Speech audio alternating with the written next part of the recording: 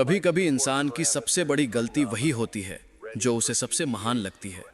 और शायद यही गलती कर बैठे थे चार अमेरिकी अंतरिक्ष यात्री, डॉक्टर एलियास क्रॉस, कैप्टन नोआ ग्रांट, साइंटिस्ट लिया हार्ट और टेक्नीशियन रियान कोल, जब उन्होंने समय को चुनौती देने का फैसला किया था।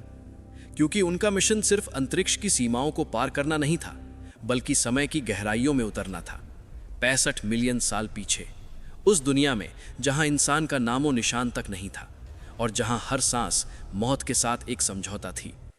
जैसे ही उनका टाइम क्राफ्ट ऑर्बिटल वॉयेजर पृथ्वी के वायुमंडल को छोड़कर एक अजीब नीली रोशनी में समा गया, उनके चेहरों पर उत्साह और डर का मिश्रण साफ दिख रहा था।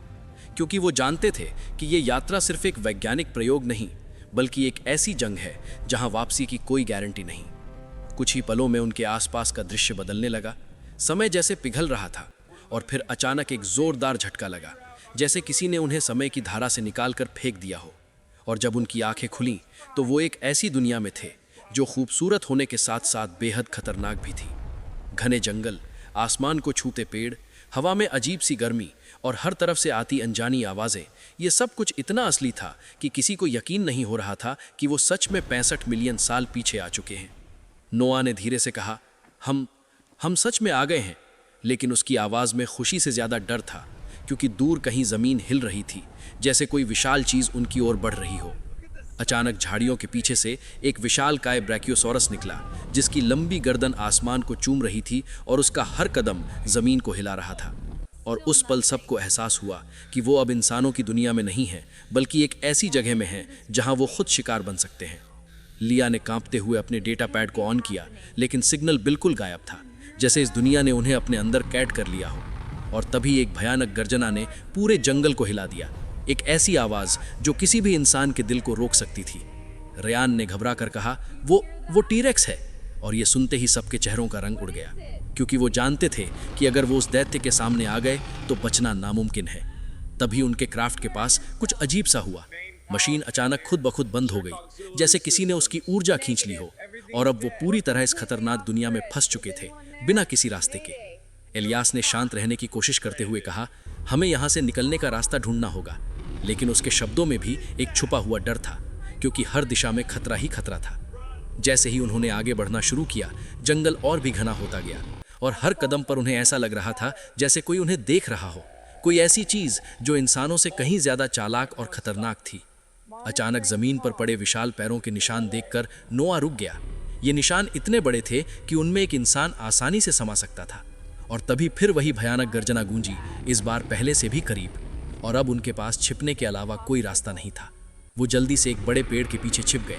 उनकी सांसें तेज हो रही थीं, दिल जोर जोर से धड़क रहा था। और तभी उन्होंने उसे देखा, एक विशालकाय टीरेक्स, जिसकी आंखों में भूख और क्रूरता साफ झलक रही थी। उसका हर कदम मौत की आहट जैसा था। लिया ने धीरे से फुसफुसाया, अगर इसने हमें देख लिया तो हम खत्म हैं। और तभी अचानक रियान का पैर एक सूखी टहनी पर पड़ा। चटक की आवाज़ जंगल में गूंज उठी और टीरेक्स की नज़र तुरंत उनकी दिशा में घूम गई।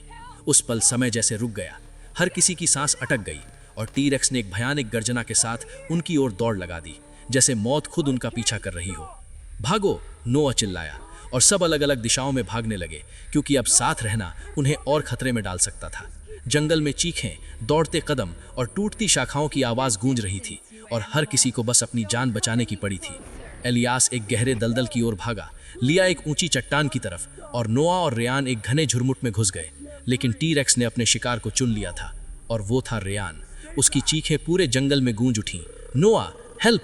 लेकिन नोआ कुछ नहीं कर सकता था, क्योंकि अगर वो रुका तो अगला नंबर उसका होता। और अगले ही पल टीरेक्स के जबड़े रियान को अपने अंदर समेट चुके थे। उसकी चीख अचानक खामोशी में बदल गई। उस पल नोआ के अंदर कुछ टूट गया, लेकिन डर ने उसे आगे बढ़ने पर मजबूर कर दिया, और वो अंधाधुंध भागता रहा जब तक कि उसकी सांसें जवाब नहीं दे गईं। जब उसने पीछे मुड़कर देखा तो वहां सिर्फ सन्नाटा था, लेकिन ये सन्नाटा और भी डरावना था, क्योंकि उसे पता था कि अब वो अकेला है, और बाकी लोग कहाँ हैं, जिंदा भी हैं या नहीं, ये कोई नहीं जानता।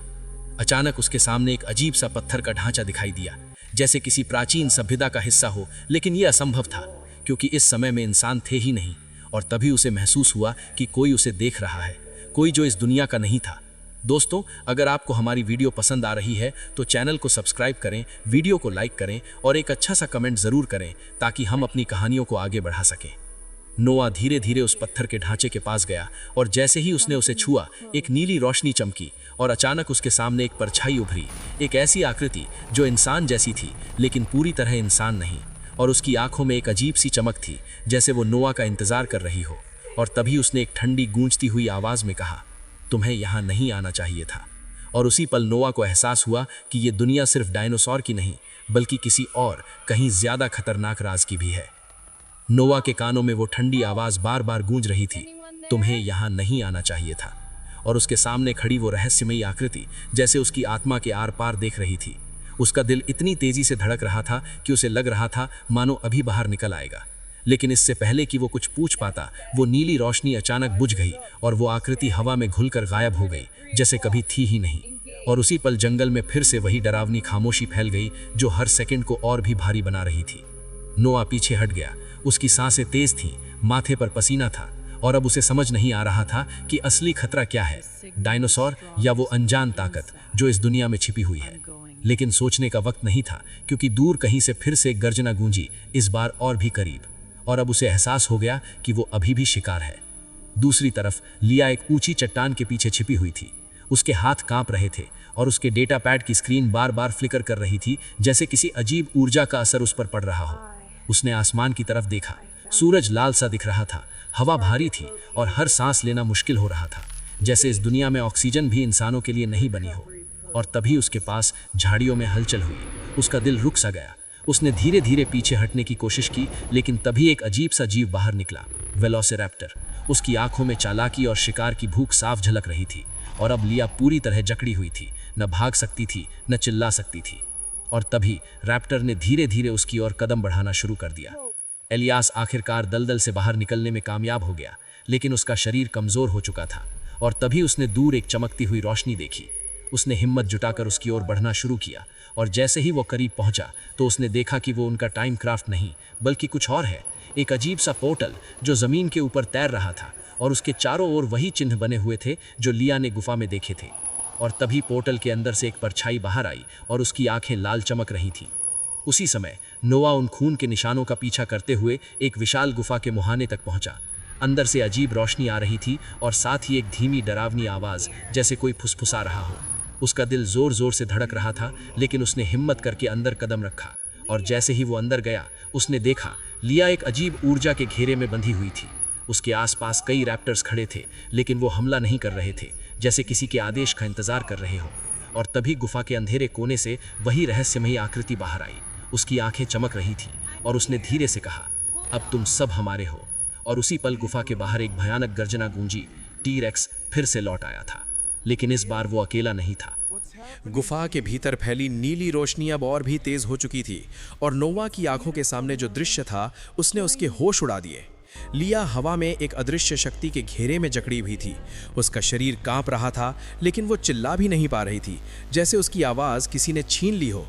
और उसके चारों तरफ खड़े वेलोसिरैप्टर्स पूरी तरह शांत थे, जैसे वो किसी आदेश के अधीन हो। उनकी आंखों में वही अजीब नीली चमक थी जो उस रहस्यमयी आकृति की आंखों में थी। और तभी वो आकृति धीरे धीरे आगे बढ़ी। उसका चेहरा अब थोड़ा साफ दिखाई दे रहा था। वो इंसान जैसा था, लेकिन उसकी त्वचा पर अजीब पैटर्न थे, जैसे किसी मशीन और जीव का मिला जुला रूप हो। और उसकी आवाज़ गूंजती हुई दीवारों से टकराकर और भी डरावनी हो रही थी। तुम लोग समय के नियम तोड़कर यहाँ आए हो और हर नियम की एक कीमत होती है। नोआ ने गुस्से और डर के बीच खुद को संभालते हुए चिल्लाया, तुम हो कौन और लिया को छोड़ दो। लेकिन जवाब में सिर्फ एक ठंडी मुस्कान मिली और उसी पल गुफा की दीवारों पर बने चिन्ह चमकने लगे, जैसे कोई प्राचीन मशीन सक्रिय हो रही हो। और तभी लिया के दिमाग में तेज दर्द उठा। उसकी आंखें उलटने लगीं और अचानक उसके सामने अजीब अजीब दृश्य चमकने लगे। डायनासोर, आग, आसमान से गिरती रोशनी और फिर कुछ ऐसा जो इंसानों जैसा था लेकिन पूरी तरह अलग, जैसे कोई उन्नत सभ्यता इस दुनिया में पहले से मौजूद थी और वो सब कुछ नियंत्रित कर रही थी। दूसरी तरफ एलियास उस चमकते हुए पोर्टल के सामने खड़ा था। उसकी सांसें तेज थीं और उसके हाथ में वो पुराना उपकरण अभी भी था जो उसने दलदल से निकाला था। और जैसे ही उसने उसे पोर्टल के पास लाया, वो अचानक सक्रिय हो गया। स्क्रीन पर अजीब डेटा उभरने लगा। Time loop detected, multiple entry signatures. ये देखकर एलियास का दिमाग घूम गया। इसका मतलब साफ था, वो पहले लोग नहीं थे जो यहाँ आए थे और शायद वो आखिरी भी नहीं होंगे। लेकिन तभी पोर्टल के अंदर से वो लाल आंखों वाली परछाई बाहर आई और इस बार वो पूरी तरह सामने थी। उसका आकार इंसान से बड़ा था और उसकी हर हरकत में एक अजीब सी ताकत थी। उसने एलियास की ओर देखा और धीमे से कहा, तुमने बहुत देर कर दी।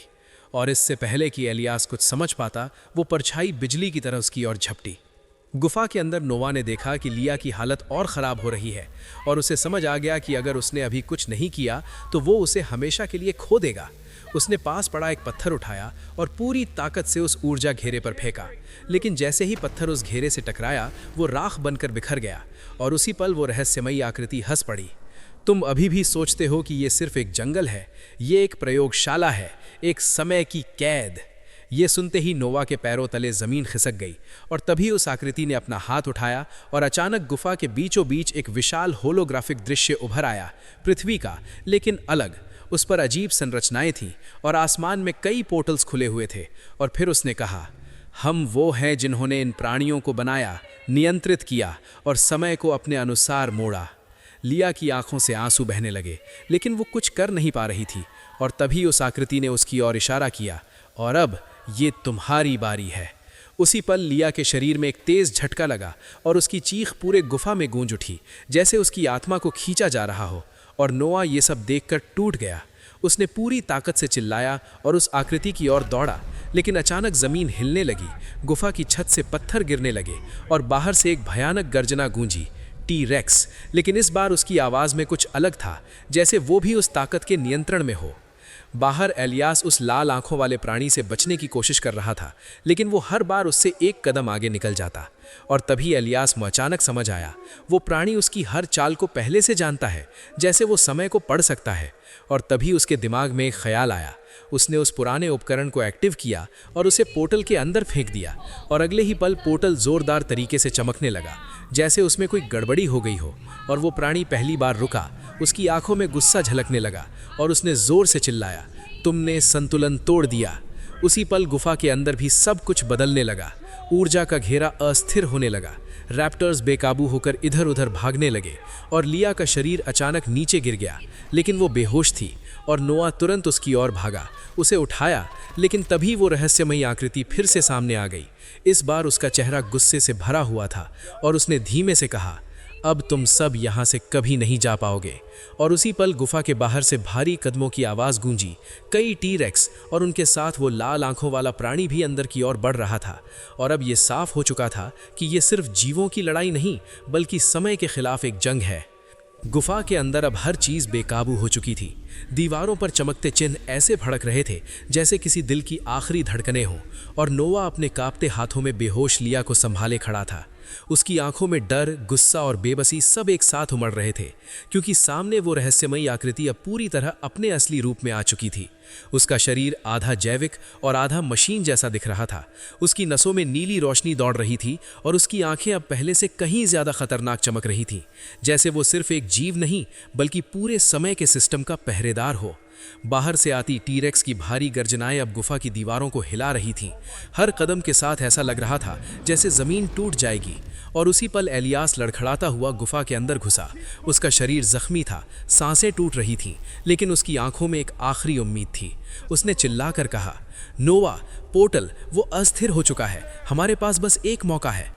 यह सुनते ही नोवा के अंदर जैसे एक चिंगारी जली, लेकिन उसी पल वो रहस्यमयी आकृति उनके सामने आ गई। उसने अपना हाथ उठाया और हवा जैसे जम गई।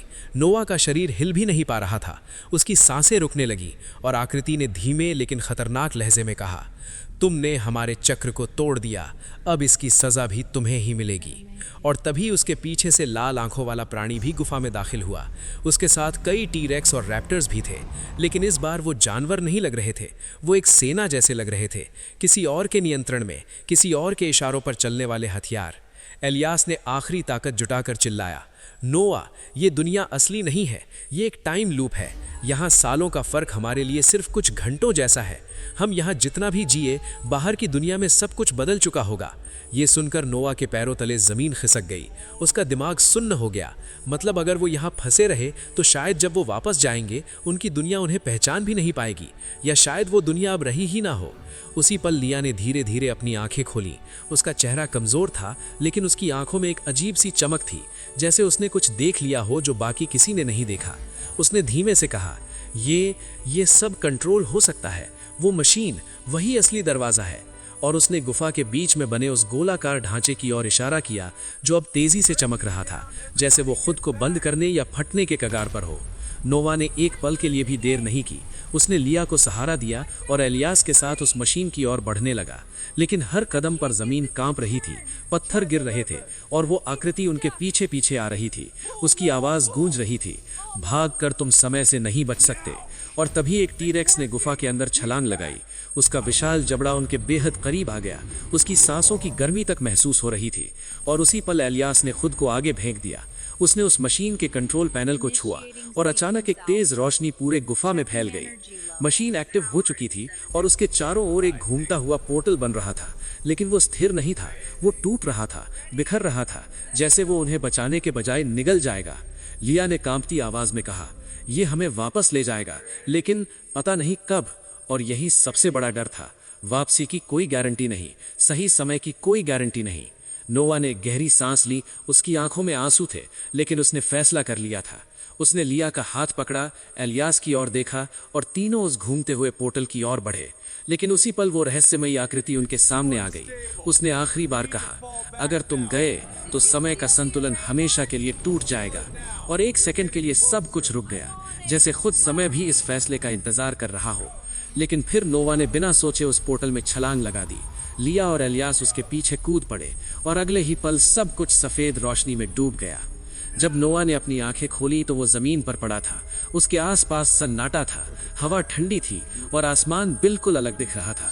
कोई डायनासोर नहीं, कोई जंगल नहीं, लेकिन कुछ तो गलत था, बहुत गलत। उसने धीरे धीरे उठकर चारों ओर देखा और उसका दिल जैसे रुक गया।